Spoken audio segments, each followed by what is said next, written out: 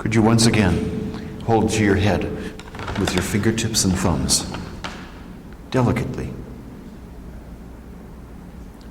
Do with your elbows whatever makes it feel most delicate when you're contacting your head. And now stand on the left foot, bend the left knee.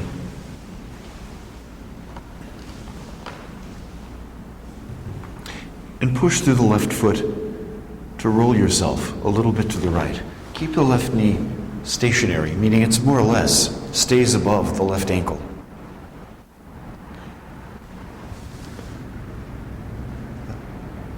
That's right. If anything, you'll feel your knee moving out over your foot. The knee will go in the direction of your toes.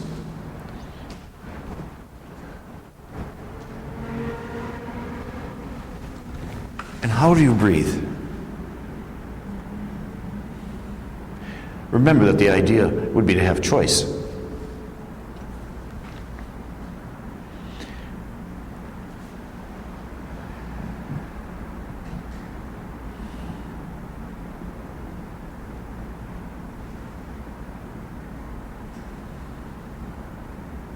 And leave it. Take a complete rest with your arms, your legs. Give it up.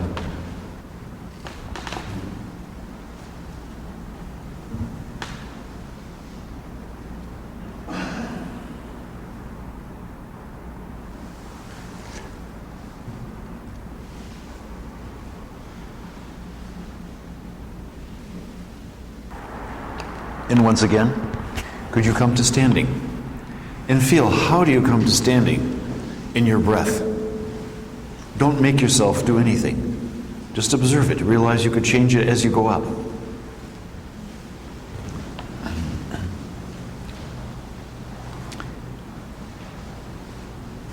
And again, stand with your feet, knees, hips.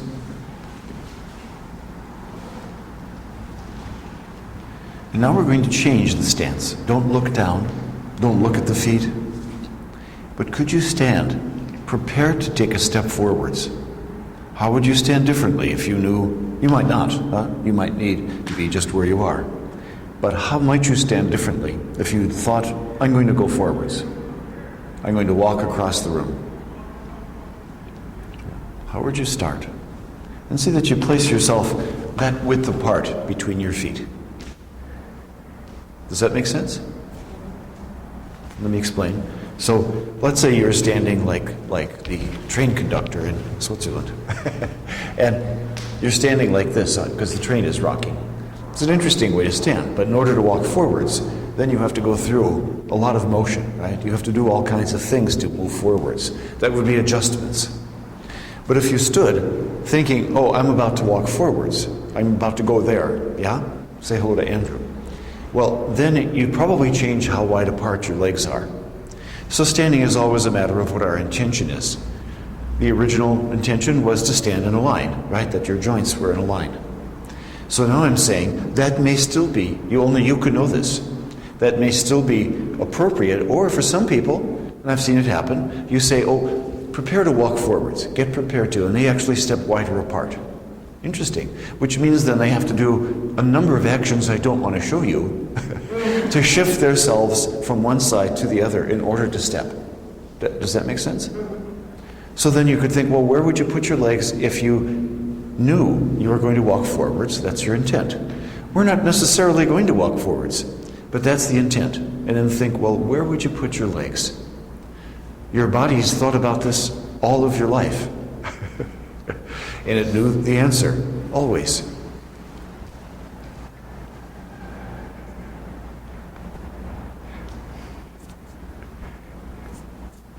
Okay. Could you take your hands and put them again, delicately on the sides of your head? And now could you shift to the left with your weight, so that you can stand on your left leg. And then come back. But shift to the left to stand on the left leg again. The idea is the arms and the head are still in the middle.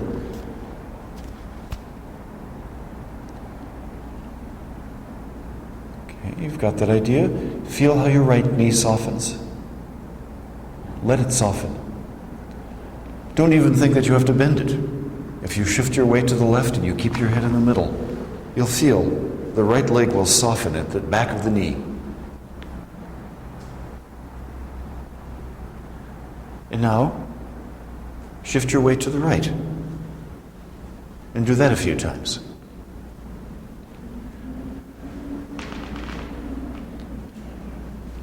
And feel as you do it that the left knee can soften.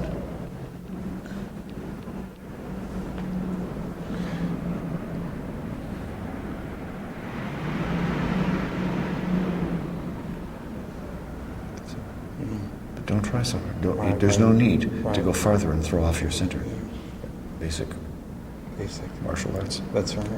So just go. Yeah. And now, pause for a moment, rest your arms, just let them, get some blood back. Get the muscles to give it up for a while. Go back, hold onto your head delicately. And just shift from side to side. Right side, left side.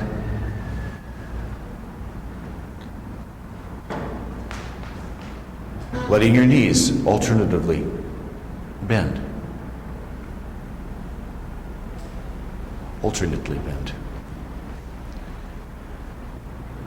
Can you know what you're doing with your chest and therefore with your head? Can you feel what you do with your ribs?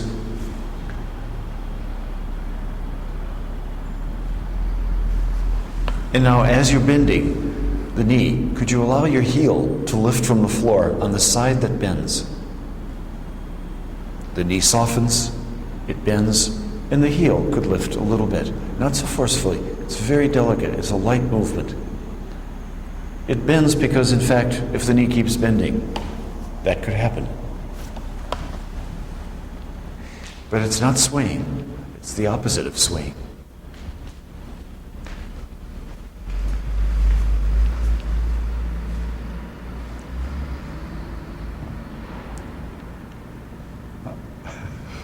I know it feels like you're in a prison if I hold your elbows, but actually you have many, many options there.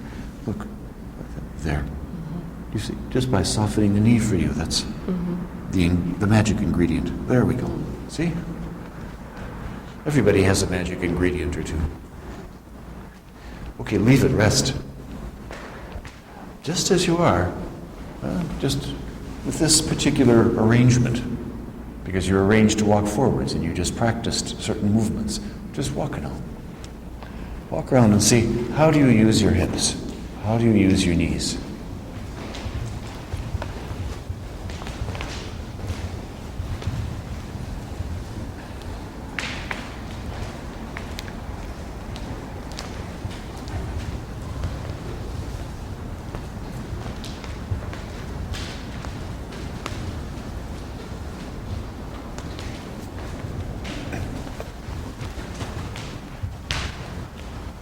Do you like the feeling so far? What's new? Wait, could anyone say what's new? Feeling the feet are really underneath me. I feel very Solid. very connected to everything. Good. Solid on the feet. Could you all walk over to a space against the wall and face the wall? So could you turn towards the wall? And could you stand so that your feet are about a foot, your foot, yeah? Not a foot, but your foot, length away from the wall. Now you can measure that. Yeah, by putting the other one there. And see, so you're not too far, not too close, but you're exactly 1 foot length away. And could you put your elbows against the wall? So that your elbows are directly forwards of your shoulders. And put your hands against the wall, the palms of your hands. Good.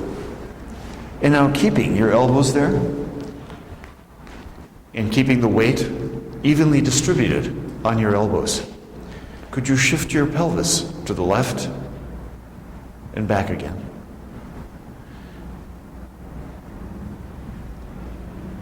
whatever point feels to you the easiest for your movement, let the right knee bend towards the wall.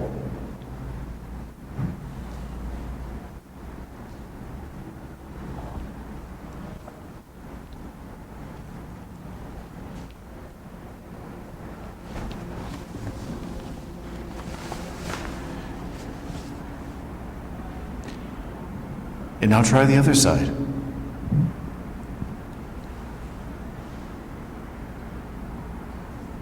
And feel the left knee bend.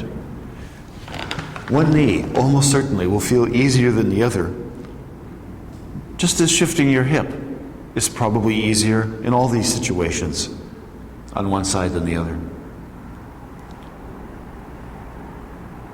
Could everybody in the room shift your hip to your favorite side, the side that's easier, and go back and forth from center to that side? Don't make yourself go further than you need to. All you need to do is shift far enough to feel that you're able to bear weight more on one leg.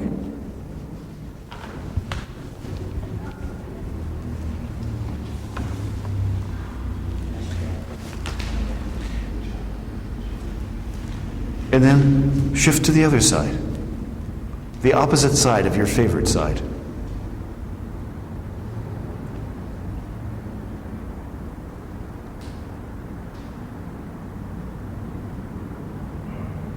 And feel, what do you do?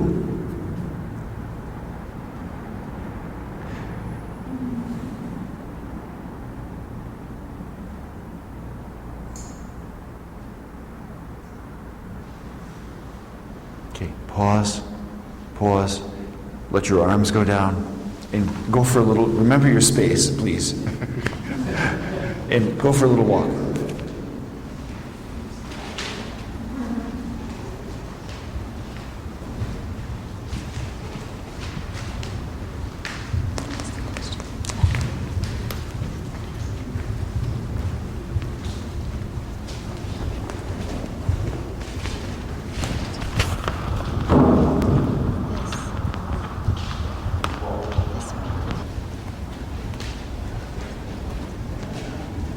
Okay, go back to your place and step away from the wall the same amount.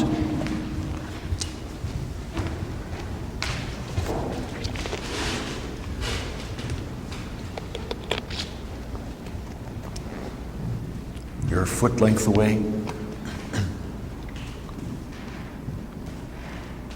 This time, could you please interlace your fingers? Interlace your fingers, and could you put them on the wall with your elbows wide apart so that you could rest your forehead on the backs of your hands. So the right height will be whatever feels for you most comfortable. Now to get there, you're either going to have to tilt forwards, but what I'd like you to do, if you could, is keep your pelvis above your legs so that actually you're bending at your waist. You're really bending at your hips. So the pelvis will be back.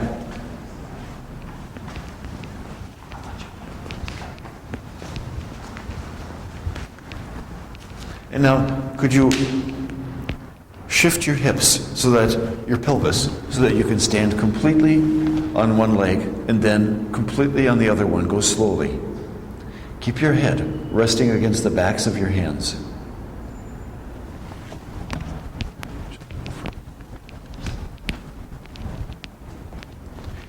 And go back and forth. It's not enough room here. This isn't going to fall over. Yeah, you need more room. There you go. And the hands are against the wall. And then your head fits against the hands. And let your knees alternatively bend.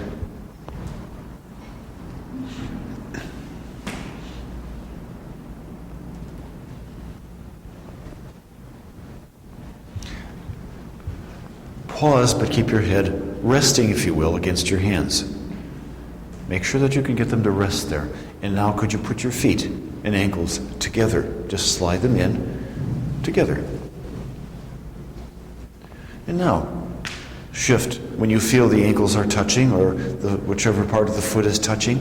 When you feel like you have one leg, if you will, shift your hips again from side to side. Do you do it differently?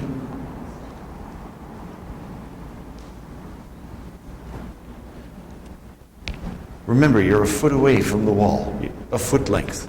So your weight hasn't spilled against the wall. You have weight of your pelvis over your feet. And you can feel the weight on your feet. And now as you bend your knees can bend, yes, because they can bend, could you lift one heel after the other? So a knee goes forwards, the heel picks up. Just the heel. But it's a movement, no, it's a different movement. It's a movement that because, there we go, you roll to the ball of the foot. Yep. The heel picks up because the knee goes forwards. Yep. The feet could be a little closer together, but that's... Now, but it's alternating. You're standing on one leg and then the other, same as the rest of it. Same thing. We're doing the same thing, but in a different position. And there we go. Most people need to be a little further back to start with, so that you have weight on your heels to start with, as you would in your standing. That's it. Now go lightly and much more quickly.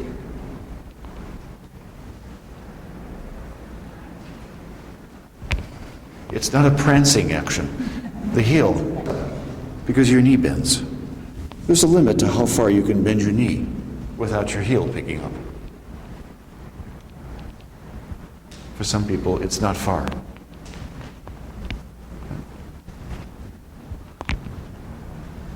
Okay, pause,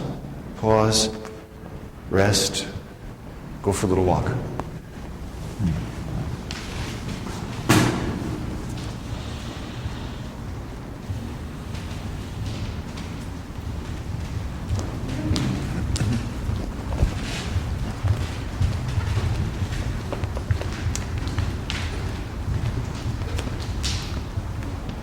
How does that feel? You can see things emerging out of people's walks.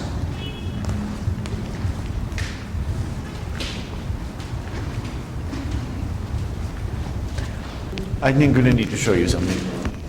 Come over here, please. I think the greatest number of people could see here.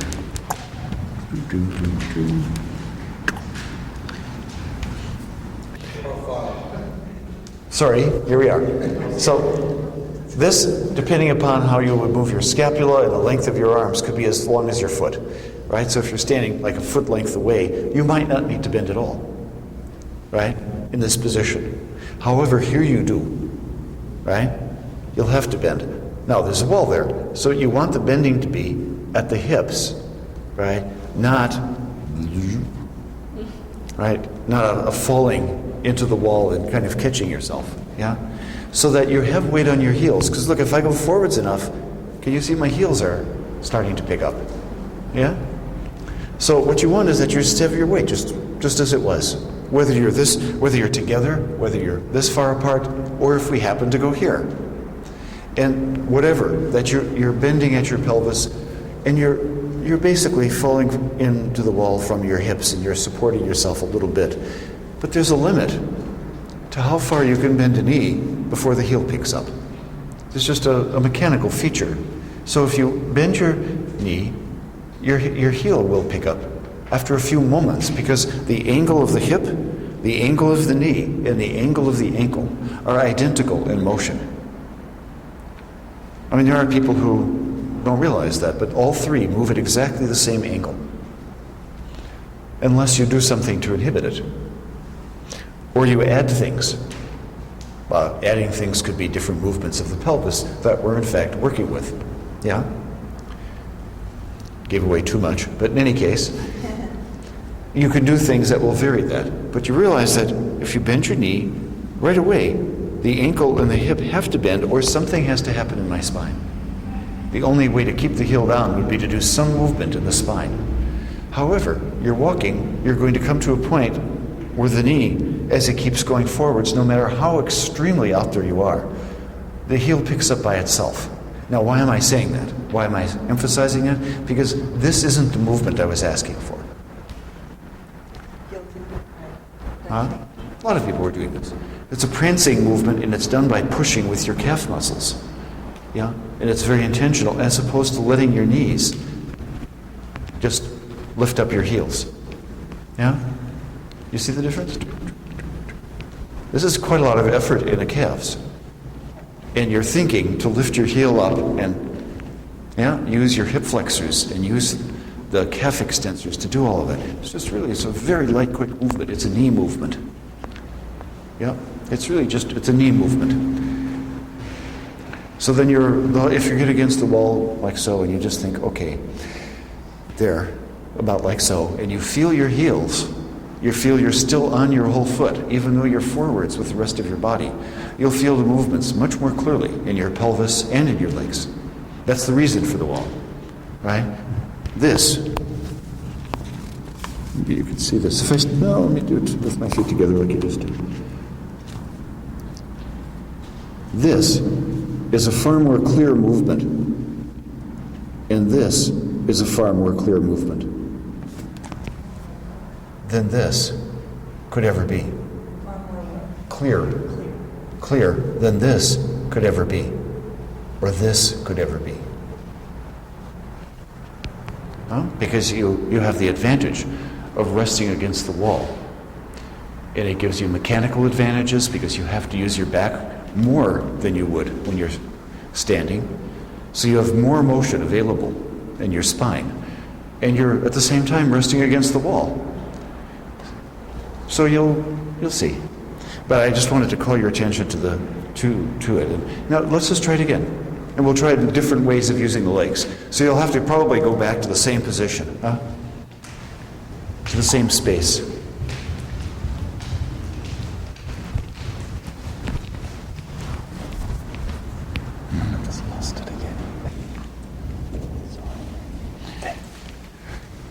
Okay, so 1 foot away from the wall.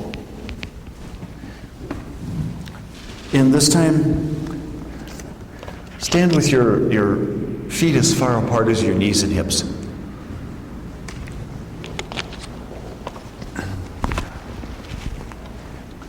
Interlaced fingers, your forehead resting against the fingers.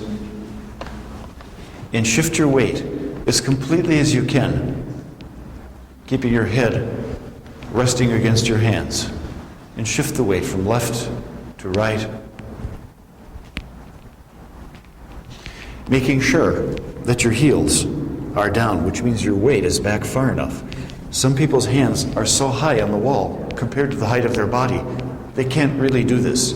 So let me repeat that. Some people's hands are reaching up so high on the wall that they can't do this movement. Just lower your hands enough that your forehead can rest against your hands without feeling you have to arch your neck.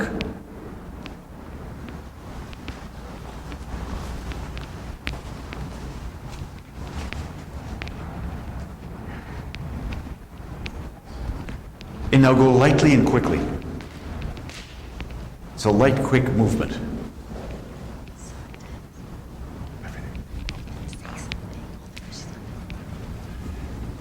Very fast. Light, quick.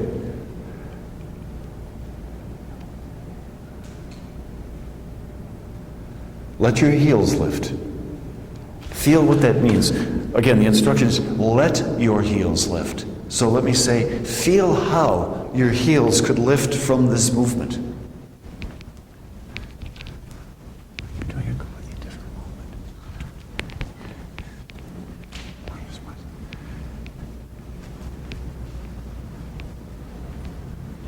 That's it. There we go. There we go. Oh, they're starting to come. You'll feel an almost as if you were on the end of a whip and your pelvis just went back and forth. And your knees followed. Oh, yes. Great. Oh, great. Go for light. Quick.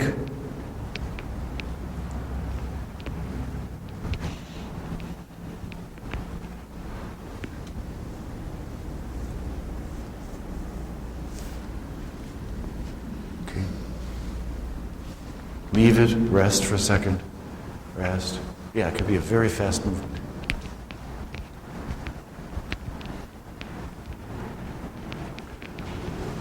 Walk around a little bit.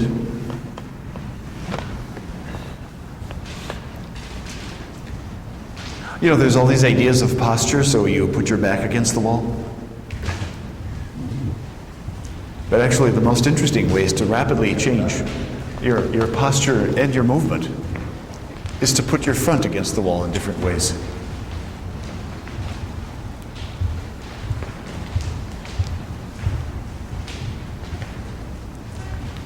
Good, huh? Good for my salsa lessons. Yeah, right. Also, yes. Good for salsa lessons also. Yeah, but I do feel more. Yeah. Let's show a couple people.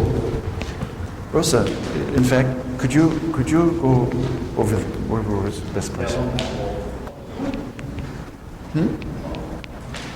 Bob? Yeah?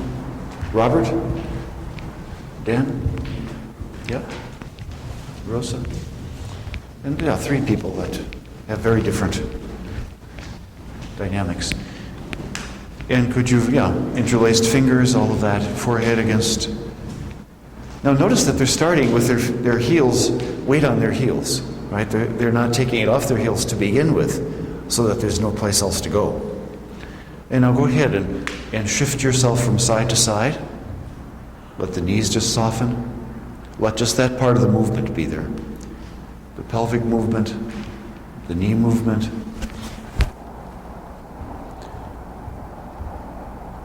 And now begin to let the heels peel from the floor in response to the movement.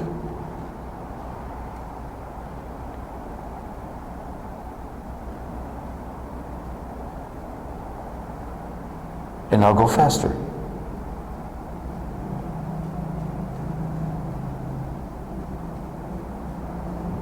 It seems like an odd way to practice the fundamentals of walking, but and look at the huge difference. Huh?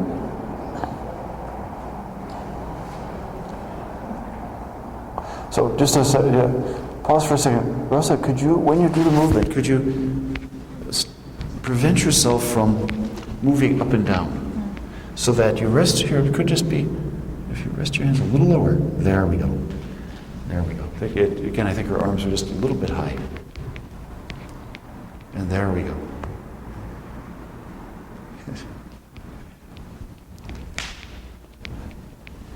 And Dan, could you go faster?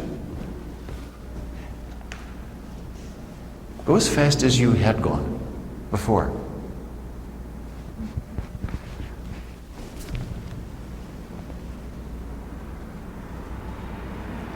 It's interesting. His feet are wider or not. Yeah. That's why. Yeah. Put your legs a little closer together, please. Closer together? Yeah. There we go. There we go. There we go. Now we have it.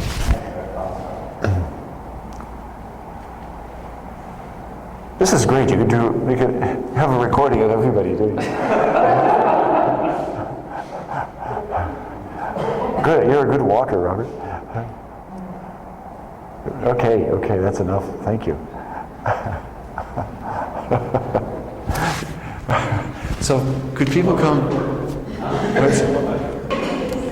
Interesting, huh? So, could people stand, spread through the room again?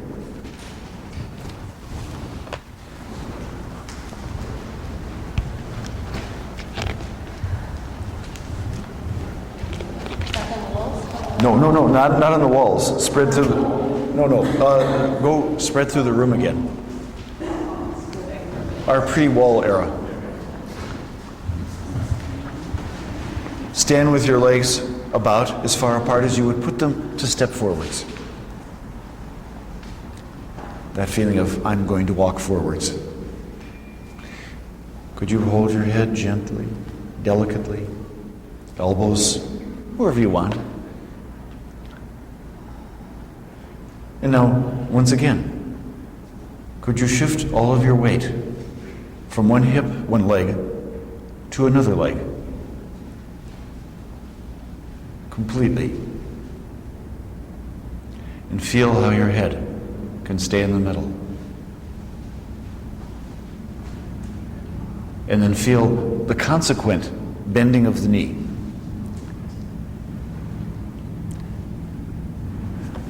This beats the heck out of carrying a book on top of your head.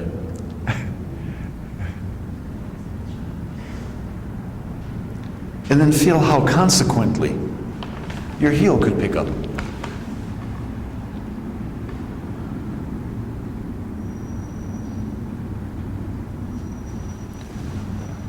That's good.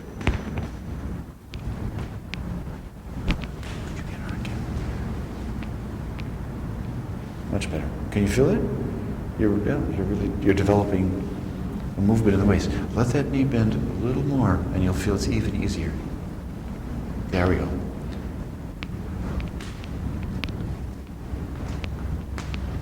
Great. That's great. It's a great movement. I mean, when you really feel it.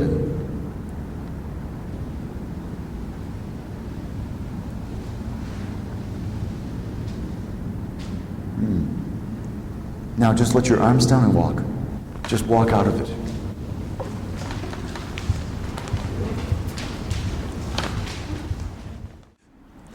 So could you all come to sitting?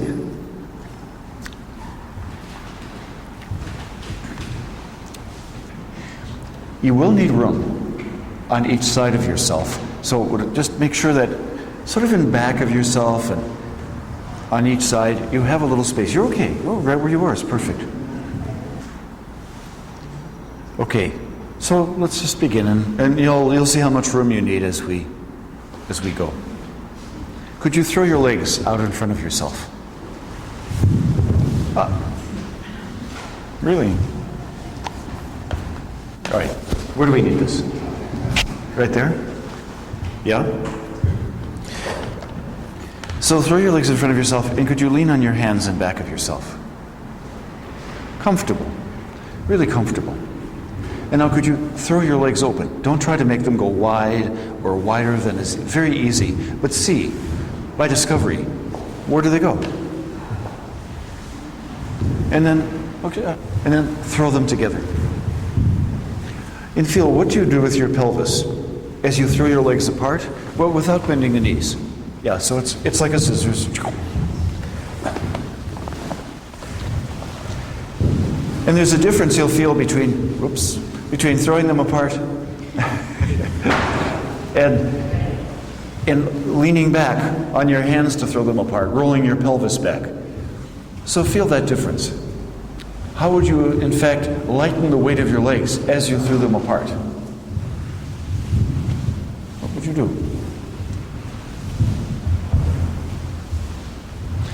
And now leave them apart. Leave them apart. And could you take your hands and hold them out above yourself at about the same angle as are your legs? And just hold them above your legs and see, is that easy? How do you do that? And while you're there, could you roll your pelvis forwards, like we did yesterday morning, and backwards, and forwards and backwards, so you're rocking on your sitting bones.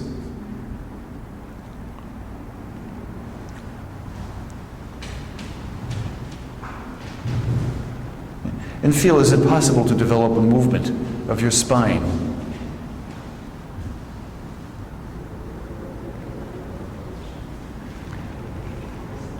And now, rest in sitting, any way that's comfortable for you to rest in sitting, whatever that would be.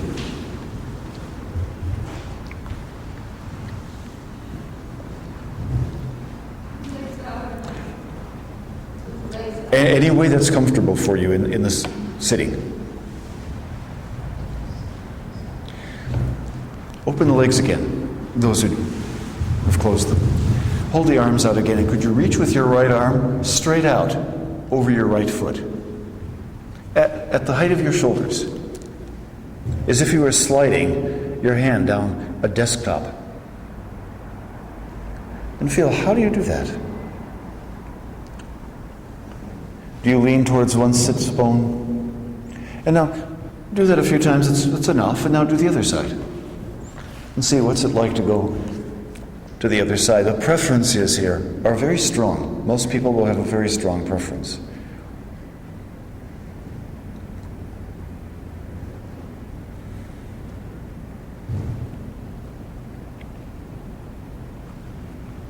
Pause and rest on your back.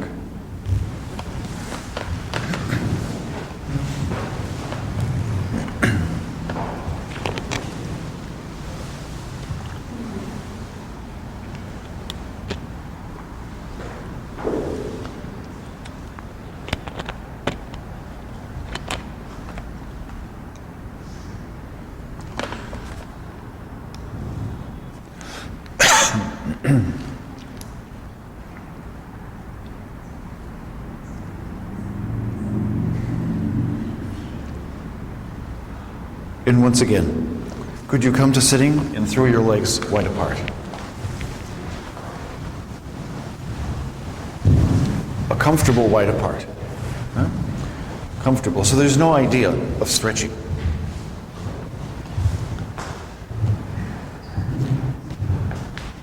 And could you once again hold your hands and arms above your legs at the angle of your legs? And could you lift both of your legs from the floor to touch your hands?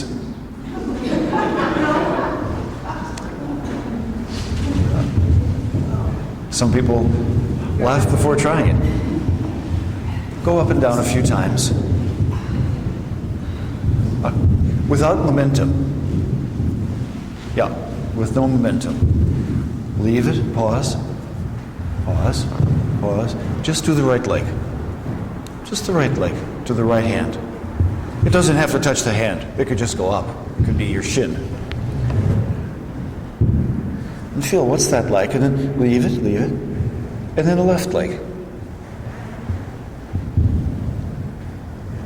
And not to suspend it or hold it up for a long time, but to feel the difference between the left leg and the right leg and how you do it, how you do it at all. So the range is unimportant. Good. Good. Great. Rest again. Rest on your back.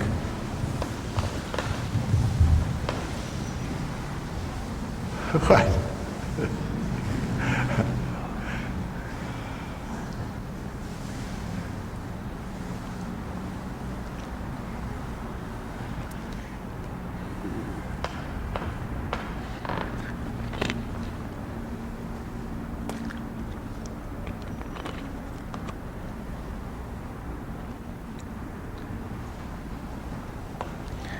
So this is a movement among those movements that could be learned and learned to be very easy.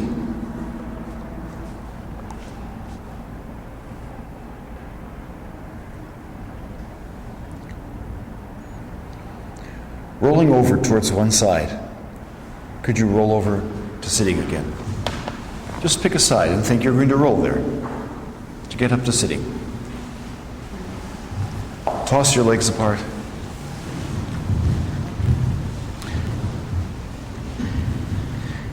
And could you take your hands and could you put them on the insides of your knees and thighs and hold on to the backs of your knees as if you were holding on to your knees from underneath. And could you lift your legs up that way? But without bending the knees. Yeah. That the legs are straight as possible.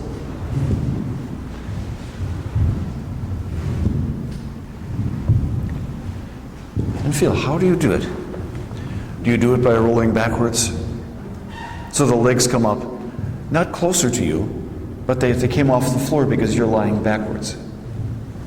And see, is it possible to lift the legs up and remain erect?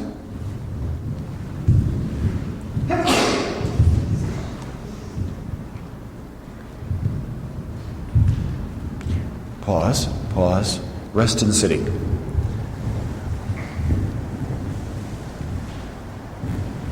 This is kind of a popular, if you will, a popular idea in movement to represent something about core strength. Some professions have taken over the idea of V-sitting. The first person to invent it was Feldenkrais. He developed it in a series of lessons in 1952. It's a long, thorough series. So we're going to do one of those lessons. It's a long time ago. So toss your legs out again. Just toss them apart. And hold on again to the inside of your knees with your arms. Feel your hands supporting your knees. Really giving you might feel a little tendon there you can latch onto. Yeah? Now, take your right arm and detach the hand. And could you rest back on your elbow, and as you do it, lift your left leg. Rest back on your elbow. Use the hand, then the elbow. And then come back again. And go back and forth feeling that as you rock back, you can lift the leg.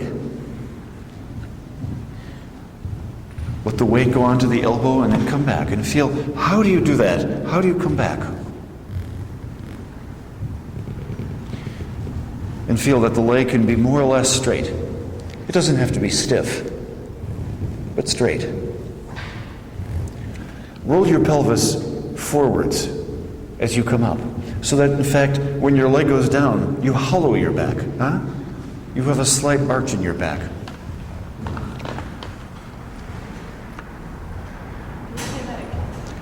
When the leg comes up, when you set the foot down on the ground, up can mean different things. Thank you.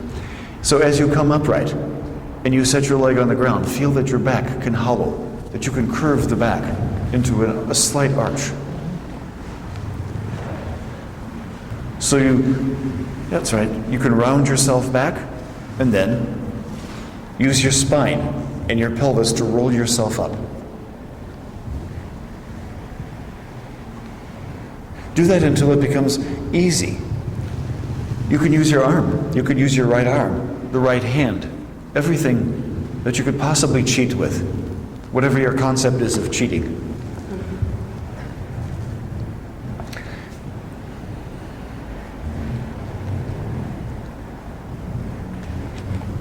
And now leave it. Rest on your back. A complete rest on your back.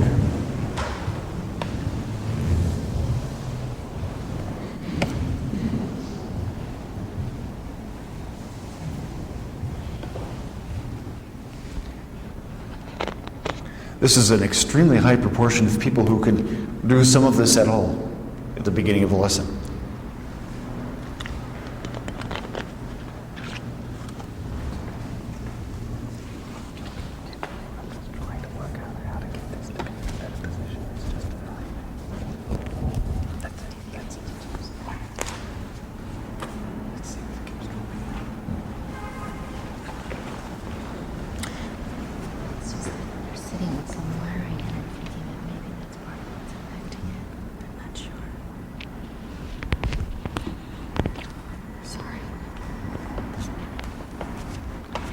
And could you roll over to one side and come to sitting?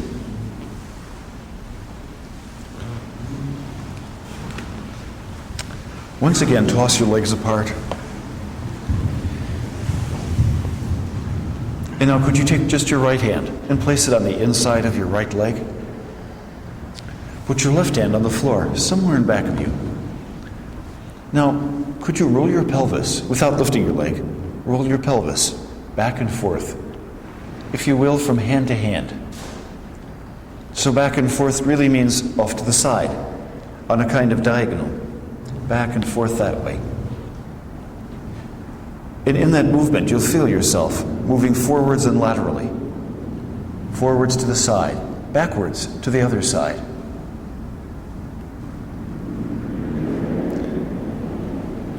See that the left hand doesn't need to move, nor does the right hand move.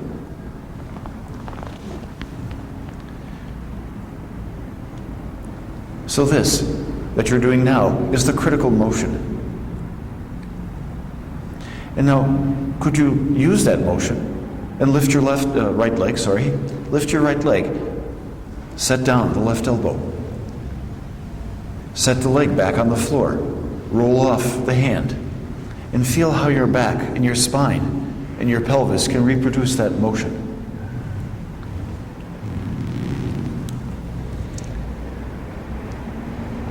It's another version of a pelvic rock.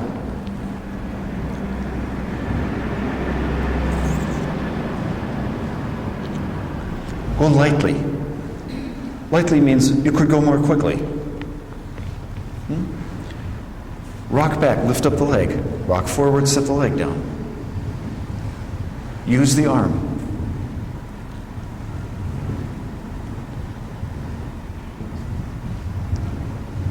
And pause in sitting and keep your legs open.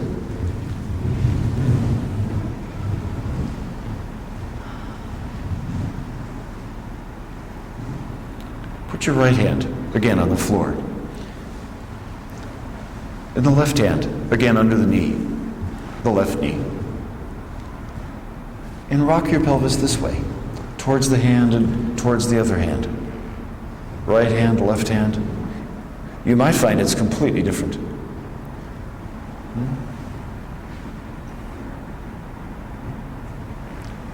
Or you might find you have a lot of ability to go one direction, towards, let's say, the right hand, but not the left. Vice versa. Cramp?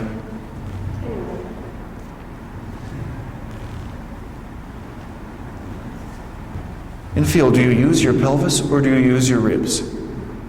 How do you rock your pelvis forwards and back? Can you do it really from your bottom and from the lowest parts of your back? And now lift your leg.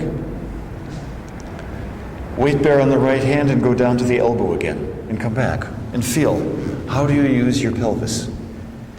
Can you, as if, reproduce the motion? When you're on your elbow, support yourself. Feel, where can you be so you can support yourself? Really support yourself. Yeah, you could hang out there with your leg in the air. And the next time you're back, could you hang out there? And now, while you're there, could you lift the foot higher as if you wanted to show God? He's up there, I guess, or used to be. And show him the bottom of your foot. You know, and then come back again, all the way back to sitting. And the next time you go back, think you want to show the bottom of your foot to the ceiling. So you'll use your arm.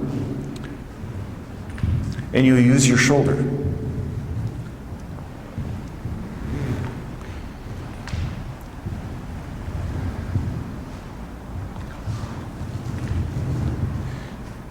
Pause, rest in sitting, any way at all that's comfortable in sitting.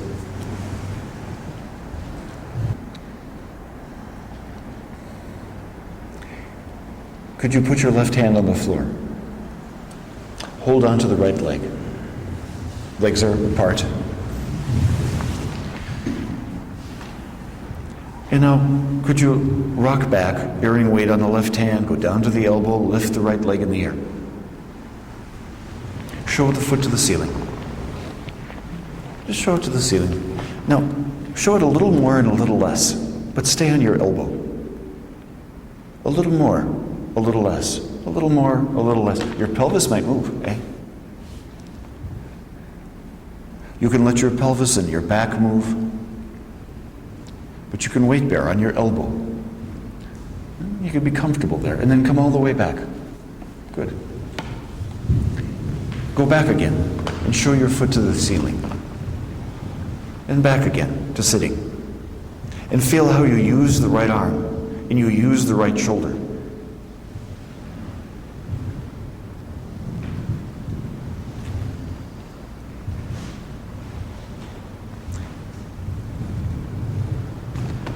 And leave it. Leave the movement. Rest on your back.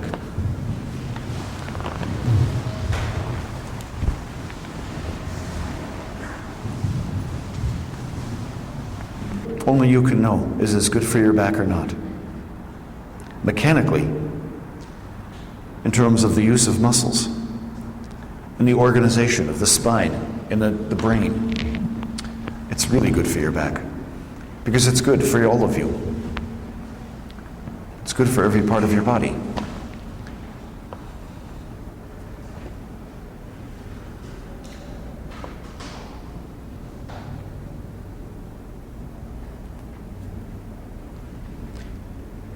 Once again, could you roll over to the other side, whatever that side is, the other side. Like the song. Don't you remember the song? Roll on over to the other side. Toss your legs apart. Put your hands under both of your legs. Now lift just your right leg from the floor, and as you do, use your arm. Use your shoulder. You'll feel the scapular muscles. That's right, the muscles that pull your shoulder blade back, as if you were lifting a heavy object or pulling on a door. Feel how you do that. You could put your left hand there for support. Make it easier. Use your left hand for support. You'll move it soon, but just use it. Just the hand. Just the hand.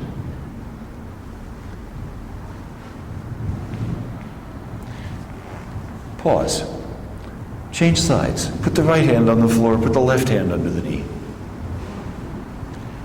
And lift the left leg. And see that you don't go back to the elbow. In fact, you can lift the leg without bending your elbow at all. Try it. No, the hand doesn't slide away, therefore. So the constraint would be that the hand stays where it is and your arm stays straight. What would you move? The right arm, the one you're leaning on. And you'll feel more of a need to use your left scapula, more of a need for your pelvis to move, to avoid that movement.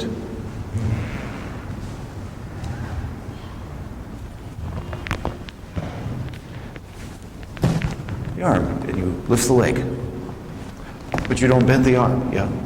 We did that.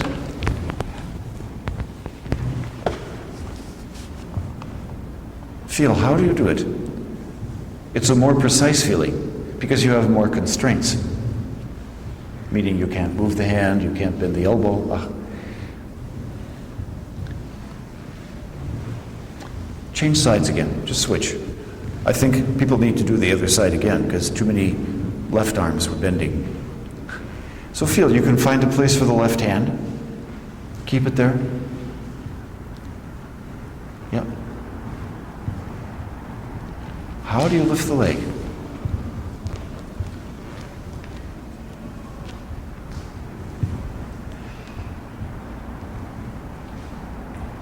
Great. Rest on your back.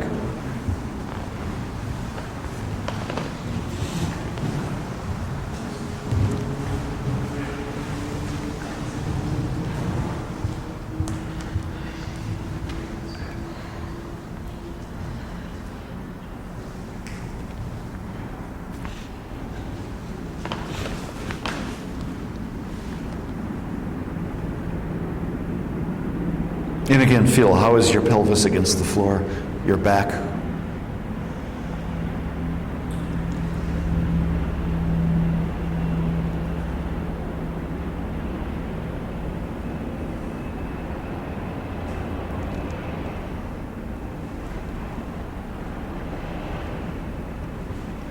Your hips.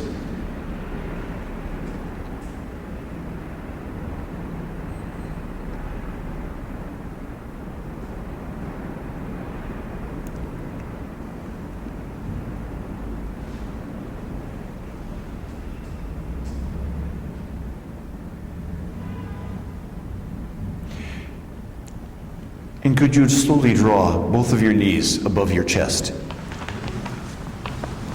So your feet are off the floor.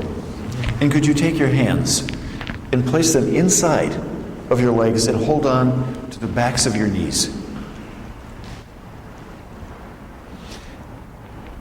Make sure your arms aren't crossed. Up.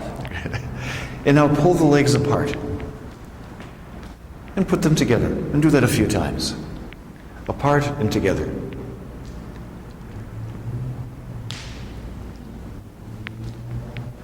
The hands are inside. And now, keeping the hands inside, could you straighten the knees, lengthen them, and feel that your feet can be wide apart, as well as your knees. And now, gently, easily, with your legs wide apart, could you pull your knees towards yourself and towards the floor? And you'll feel your pelvis rock. Go back and forth. Your legs move towards you and away, and you'll feel your scapulas being used, and you'll feel your elbows heading towards the floor.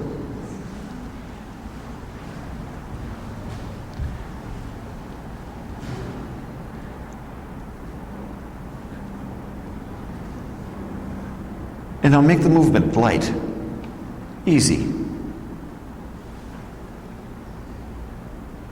kind of lazy. It's a movement in which you could breathe in any number of ways. But it's a movement in which people tend to hold their breath, huh? So just think, how could you do it? Can you let the air in the back of the nose to open the diaphragm and chest?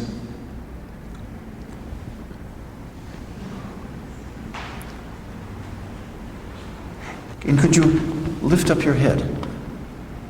Lift up your head. Watch yourself rocking your pelvis. As if you're curious, oh, what does my bottom look like anyway?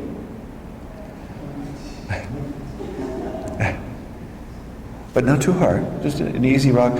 See that you can hold your head up and still breathe in the back of your nose. Now, still breathing in the back of the nose or the back of the throat, if you will, does mean that you have to breathe. Very good. Leave it. Rest, rest, rest, rest. Let your legs down. Take a complete rest.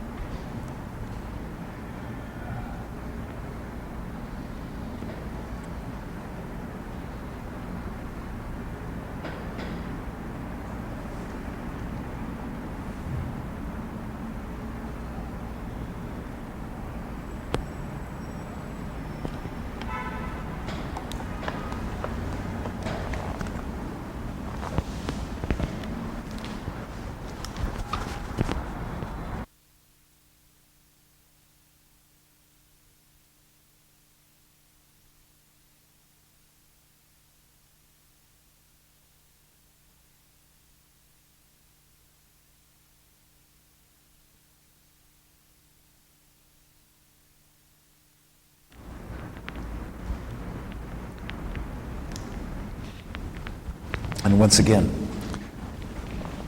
could you come to sitting anywhere you want to?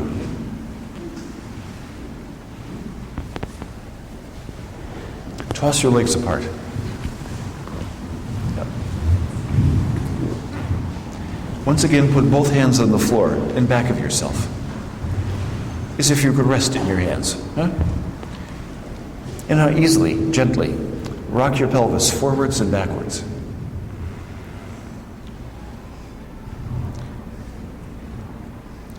Can you feel how much movement there is?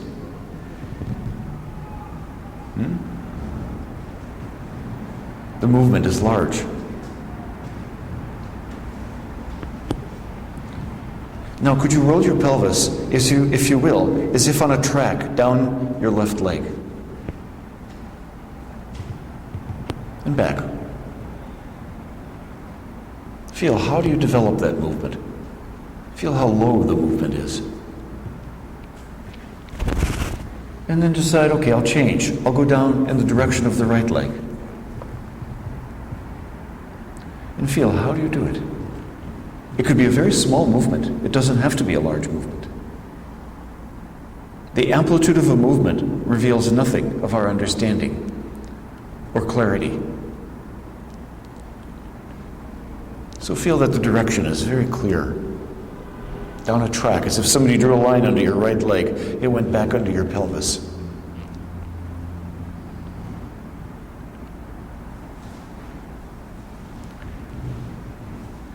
Left leg again. Feel that line.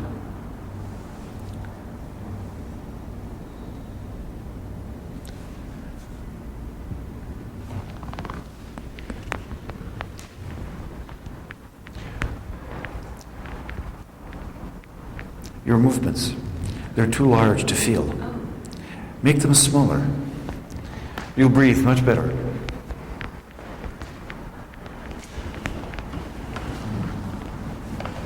If a movement becomes too large, the muscles become too long and too short. And so what happens is, our brain is captured by the feeling of the lengthening and shortening in the work of a muscle. And we become so captured by it, we actually lose our sense of position and accuracy. So think, you want it to be smaller.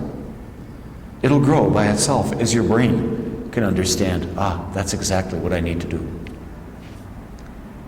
The feeling and the breathing. I've never been looked at like that.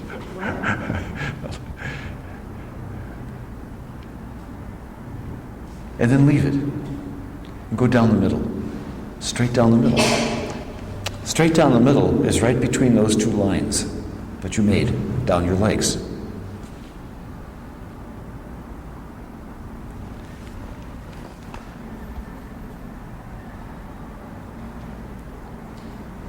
And feel how you roll the pelvis from your lower back. Your arms aren't necessary. The arms aren't necessary to bend or straighten or push with, but to rest on. Yeah, to rest on them. Both sitting bones. You might feel both sitting bones. And the breathing.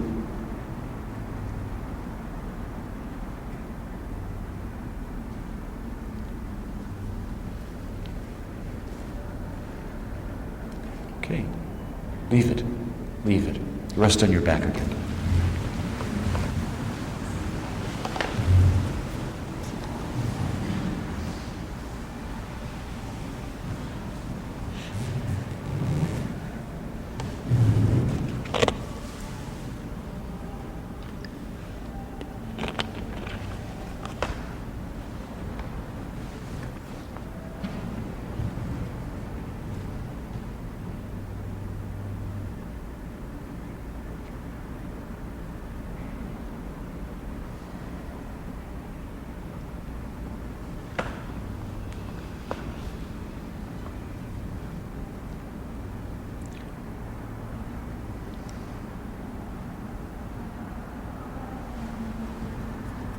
Once again, could you bend your knees, bring them above yourself, and hold on to the backs of your knees with your hands from the inside.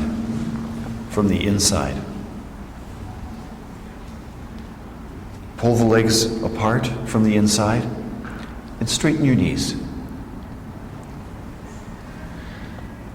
And once again, while you're doing a little rock of your pelvis, as you feel your legs coming towards yourself and away, and you feel a little rocking on your pelvis, lift your head and come to sitting.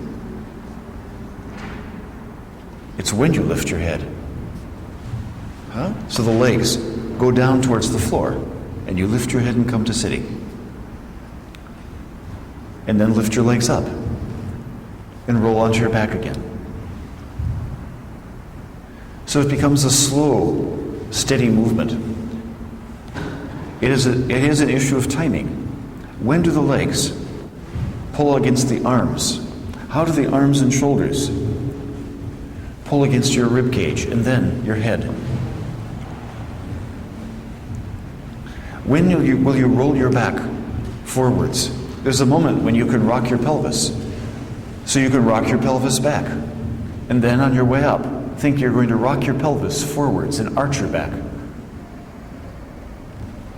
Feel that the way up is to rock the pelvis forwards and arch the back. To extend yourself further. So you're on your back, and then you sit in an erect position. The spine moves forwards. When you roll onto your back, you have a nice rounded back to roll on. Yep. Good. Very nice. Feel that you could almost use no momentum. A few people are already doing that. That it's a slow rocking movement. That's it.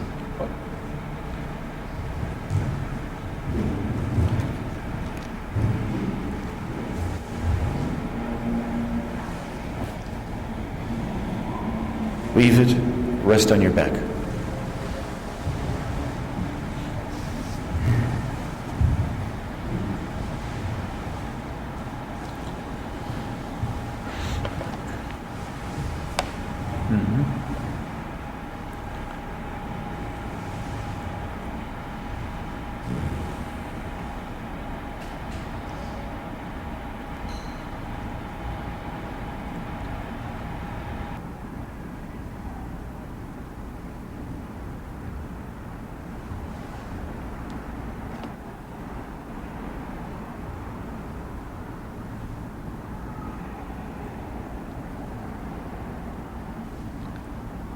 And once again, could you come to sitting anywhere you want to?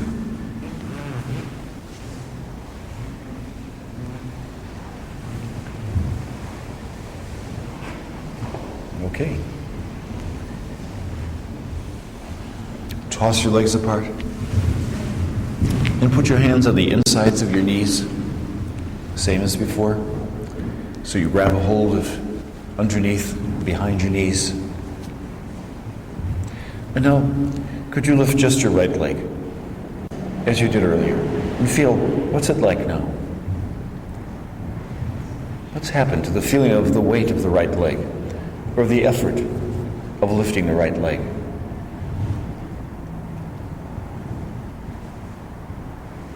Try the left leg, and feel, what's it like? Has the how of it changed?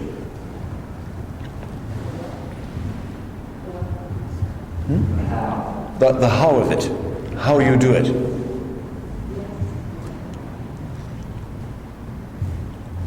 Could you lift both?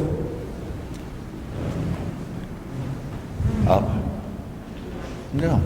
And feel that you can, of course, use your pelvis to roll yourself. Deep muscles of your pelvis. When you use your arms this way, if you use your scapulas, you won't be able to use your whole spine. You'll remain fully erect, but you'll move your pelvis. You'll remain fully erect, but you'll move your pelvis if you decide that you can lift from your scapulas. In other words, the arms are there for a reason, and they aren't on the outside for a reason. If you want to really know the reason, practitioners who are curious, put your hands on the outside, and you'll feel an enormous difference. The difference isn't one of ability. The difference is how you do it.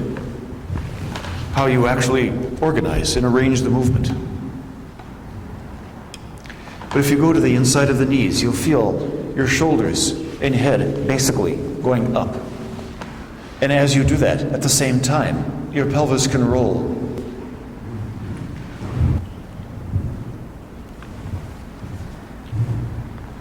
Now, look up to the ceiling when you lift your legs.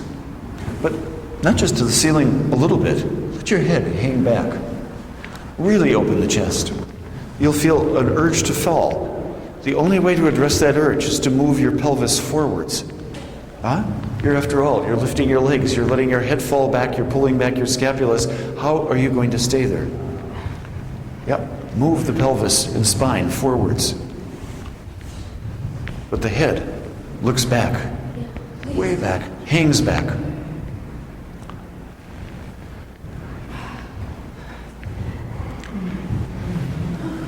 Yep, good. Good. Good. Now pause. Pause. Just give it a pause. And the next time you do it, could you do it with your head looking down? Just like you did when you were on the floor, looking between your legs. Yeah?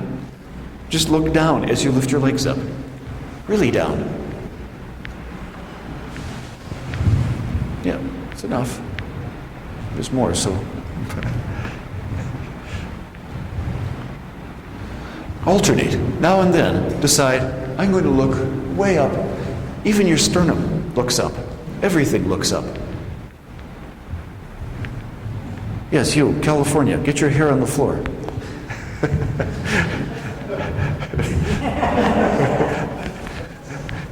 You could get your hair on the floor and still lift your legs. Yeah.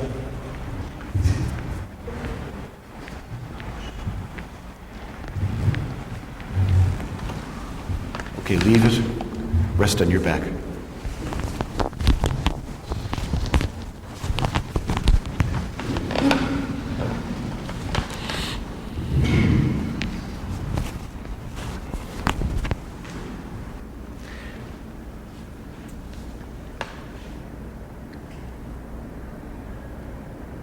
So yesterday, the first thing we did in the morning was work with a simple action that I said was really complex, which was to rock your pelvis. A difficult thing that a lot of people feel they can do. So there's understandings and abilities, and there are understandings and abilities.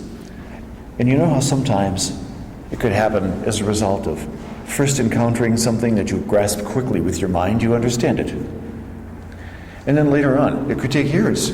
You realize, I didn't really understand it. Or I understand it so much better now, so much more deeply, that it's as if I didn't understand it at one time. Huh? It's kind of like, how can you really understand sex as a child, was one of Freud's questions. And how can you understand what it really is to love someone until you really have? So there are many things in life that are this way. Imagine the whole world at one time didn't understand acceleration. It's a feeling we take for granted today. You sit in a taxi, off you go, right?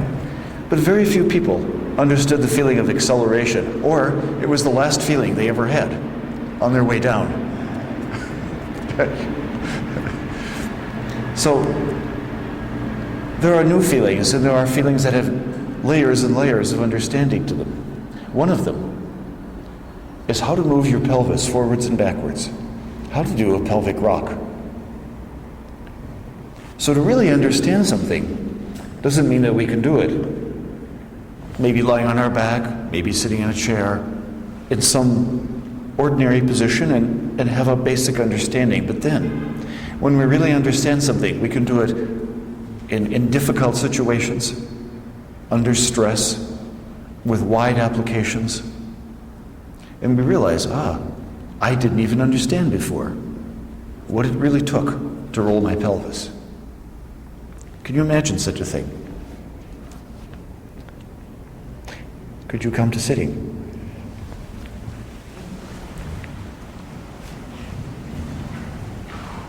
Toss your legs apart. Hey, what the heck? Hold on to the inside of your knees. As before, get a good grip. Be tendon, whatever you've got there. The legs as comfortably straight as you can. Start with the arms a little longer so that you have room. Yeah. And lift your legs and keep them there. Lift both legs. Keep them in the air. Balance there. And now roll your pelvis forwards and backwards, but don't move your legs. Your feet stay where they are. Your knees stay where they are. And you breathe your pelvis forwards and back. Your head can be in any position you need it to be. You can move your head however you want to. That's terrific.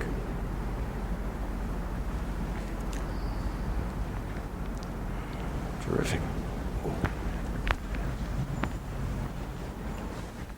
Great. Very, very good. Bias off to one side, a little bit more over here. Good, good, good. Great. It's wonderful. It is. Now make the movement as large as you'd like. You can sit your legs down, do it again, but feel that you can make the movement very large. It could be as large a rock of the pelvis, actually, as you could obtain in any position, but actually not. It's larger. The mechanical potential for the pelvis to move back and forth is greater sitting like this with your legs in the air than you could ever obtain on a chair. There are just limits to how far the back could be stretched on a chair.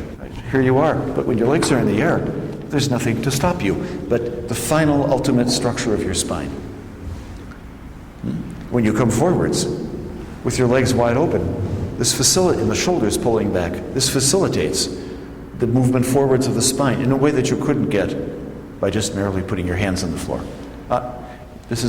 So you have the maximum possible movement of the spine, of the pelvis and the lumbar spine.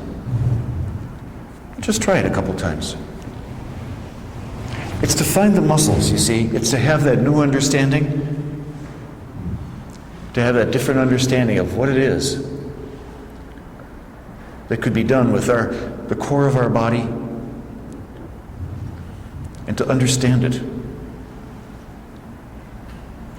But the idea is that the legs stay where they are. As if somebody held your feet up.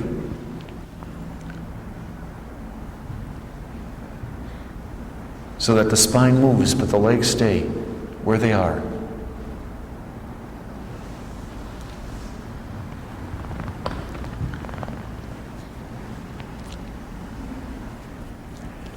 Leave it. Rest on your back.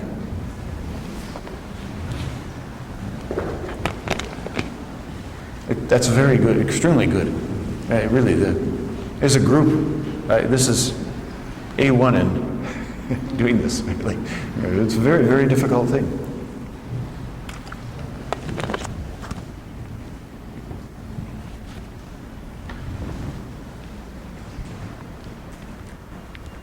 So this came up yesterday.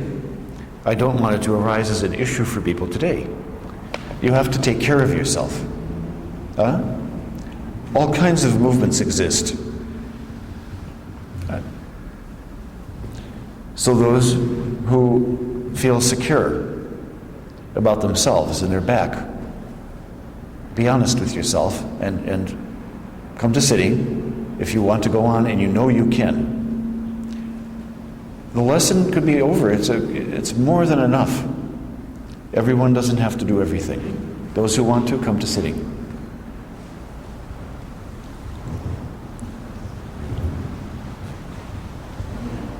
Good.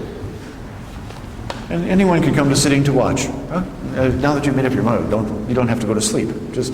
But toss the legs apart. Hold on to the inside of the knees. Once again, lift your legs in the air and keep them there, high in the air. Stop. No, stop. You're too skilled a mover. Don't let yourself get away with that stuff. Breathe. Open the throat first. Before sucking the lips, open the throat. Lift your legs, open the throat. Stay there and roll your pelvis in a circle without moving your legs.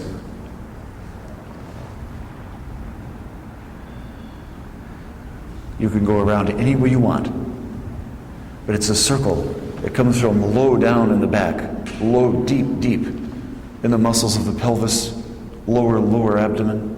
It's so low down, your ribs might not move. You have a lot of skills this day, but don't move the ribs. Can you feel that your ribs are taking your pelvis in a circle? Feel it's done from muscles so low down, so deep. Yep. The ribs will move eventually, right? But it's only because the pelvis is moving so much. And the throat remains open. You can breathe in the back of your nostrils. Thank you for not doing this movement. I'm fine.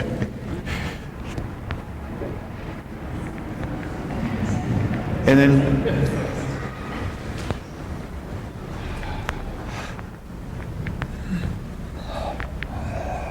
go in the back of the throat. Open the mouth. You can breathe with your mouth open for a movement that's difficult. But the back of the throat. Pause. Rest in sitting. Just set the legs down. You'll be fine. Can you imagine doing exactly the same thing, the opposite direction?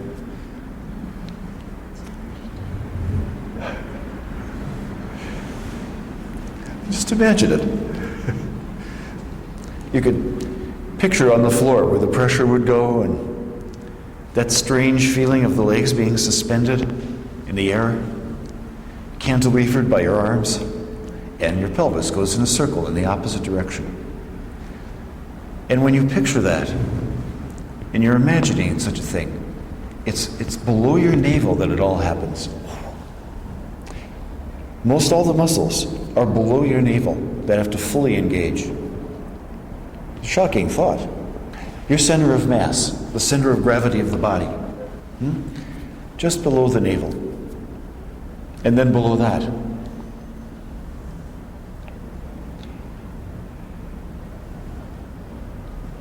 Toss the legs apart, hands inside, and now lift your legs. And see, can you go in a circle opposite the direction that you did before?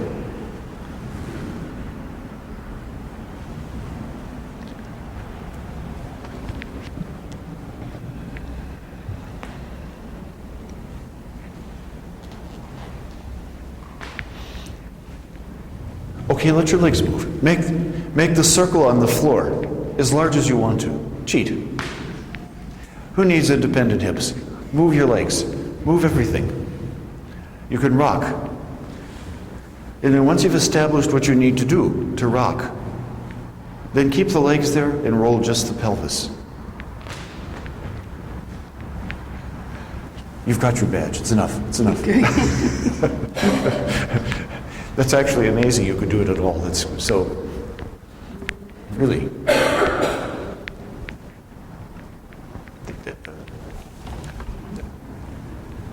That's it. That's there. Yep.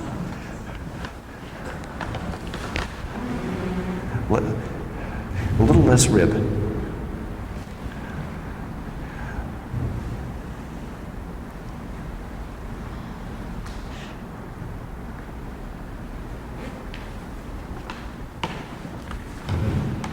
Okay. Rest on your back.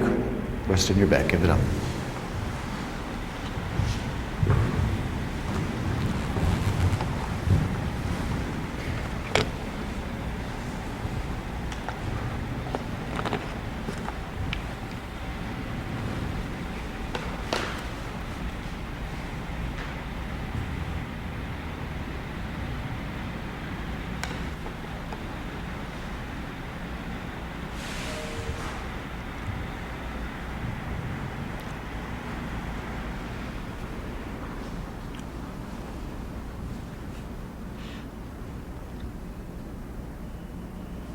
Okay, roll over and come to sitting.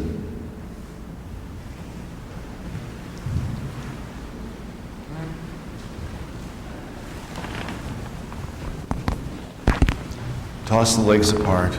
And let's just, for the sake of having a reference, could we just lift up your right leg and see what it's like? Without your hands. Yeah, without the hands. Just to lift up the leg. Try the other one, just see what's the difference. In the feeling of lifting both of them.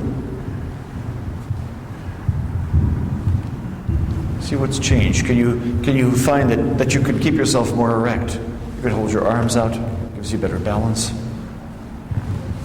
Feel what's happened. The next time you lift your feet up to just have this reference movement, could you hold on to the foot? Just possibly from the outside. Yeah. And then the other one. Good. Stay there. If you can do it, just enjoy the feeling. And now roll your pelvis in a circle.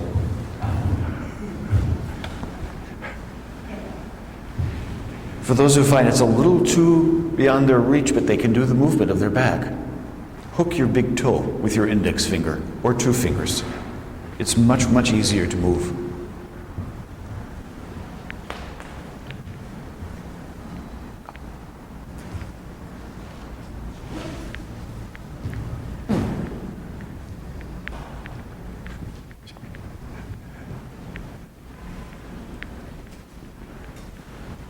Think of dropping the sacrum, raising the sacrum, moving it left and right, and go around any old way.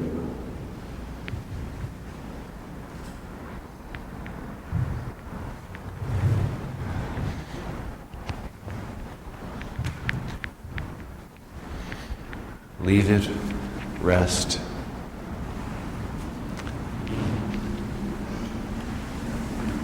Riposata.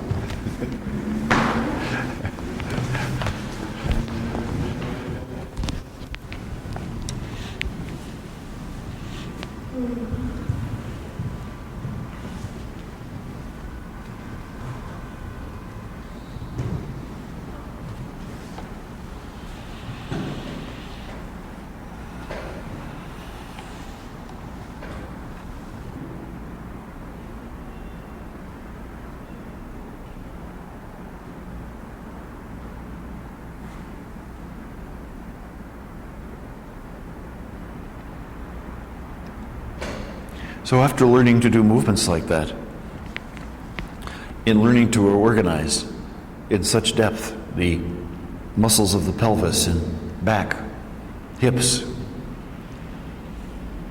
everything, to contract them and lengthen them, control them, and to breathe, see what difference it makes in standing. Is there a value that's addressed to the vertical position? And come to standing. Take your time. And just come to upright. See what happens to standing, and see if your walk has changed since the lesson before lunch.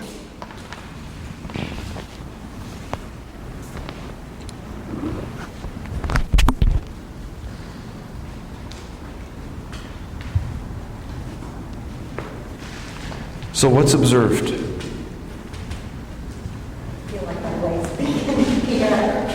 Like your legs begin up there where they actually begin in the muscles. That image that you used yesterday, the sense of the piston moving up inside the body.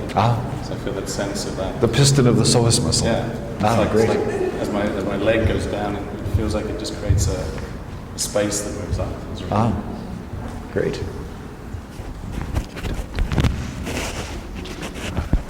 Found a chair a moment ago after I said that. Very strong. Yeah. Which shows that the feeling of strength is a learnable feeling, not something that requires repetitive exercise necessarily. So I suggested that people should be rewarded with a cookie. So what I'd like to do is take a couple of minutes just for a quick bathroom break. But if you want something to drink or eat, you might find your cookies out there. So just a couple of minutes, yeah? Thank you.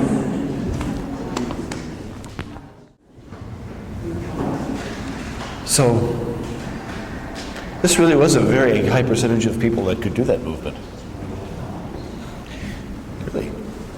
A couple of people asked questions in the hallway that I thought it would be best answered in class because they actually would be of interest to a lot of people. And well, both of you had things you were discussing with me, and I suggested that. So go ahead.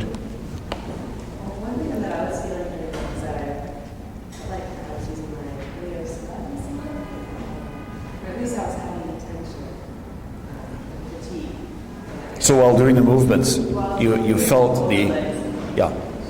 How many other people felt that?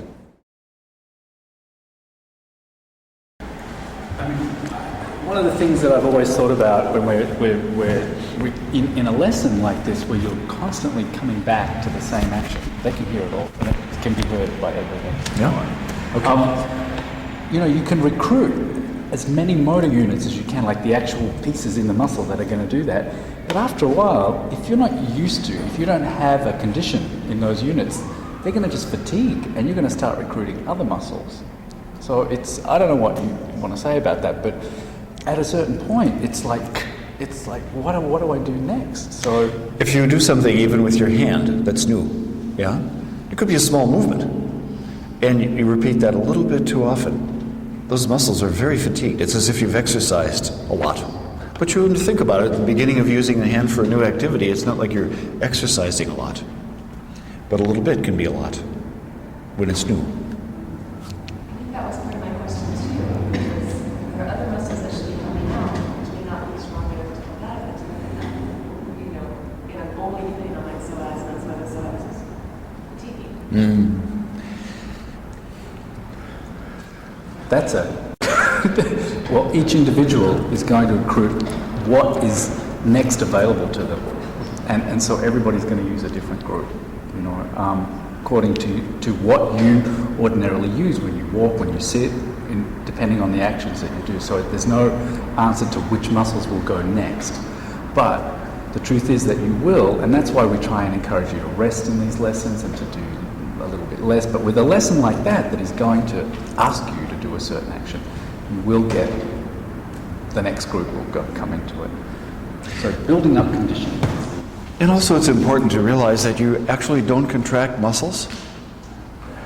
I mean, when Stasi was talking about motor units, that's your brain picking out muscle fibers distributed throughout, in this case, mostly the core of your body.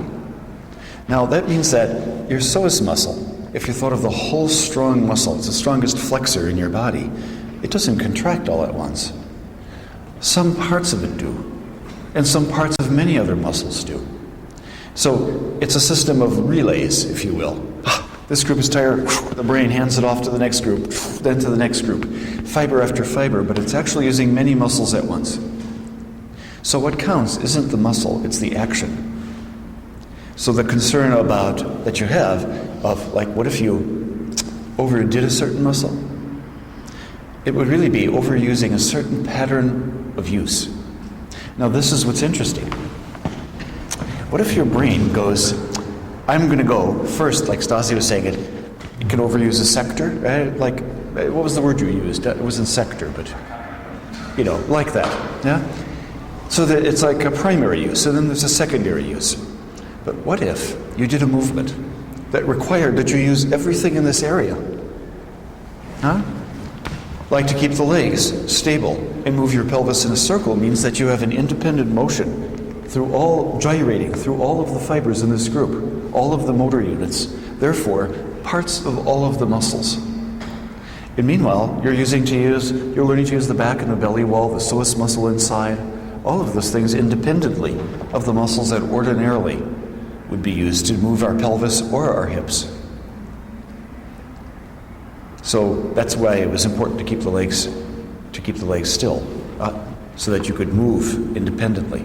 Here's an example of a lack of independent movement. So people can have tremendous strength in their muscles, but the movement doesn't have any distinctions. Everything's kind of oozing around, and it could be even a precise circle. Yeah? You know, in the bottom of the pelvis. But actually, it's an initiation here, and then the head has to counterbalance. So sometimes people's heads will actually roll all over the place while they're trying to move their pelvis because they aren't moving their pelvis.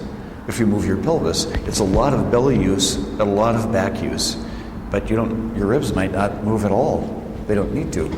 And your head, therefore, doesn't have anything to counterbalance or need to. So that would be what independent motion means. Now, I wasn't watching you closely enough during the lesson because there's, a lot of, so I don't recall. Like, would it be helpful for you to do some of this lesson, not so much at a time, but to strive for the goal, not of more flexibility, but of more distinctions. A word we use is differentiation.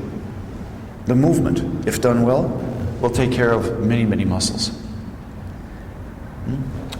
It's always better to think of the action than the muscle. Imagine if you had to think of your muscles. Which one should I contract to get up out of the chair? Which one goes first and then which one goes second? Well, it's parts of some and parts of the others. So it's better to think, I need to put my feet in a place I can balance. I need to bring my hips forwards, my trunk forwards. Oops, I just fell up over my feet. And now really the only question is, can I do that?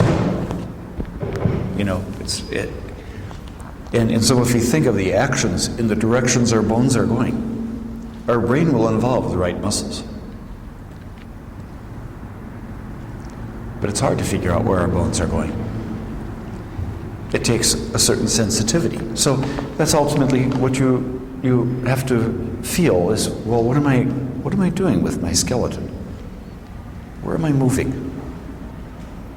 As opposed to, am I doing a larger or stronger movement?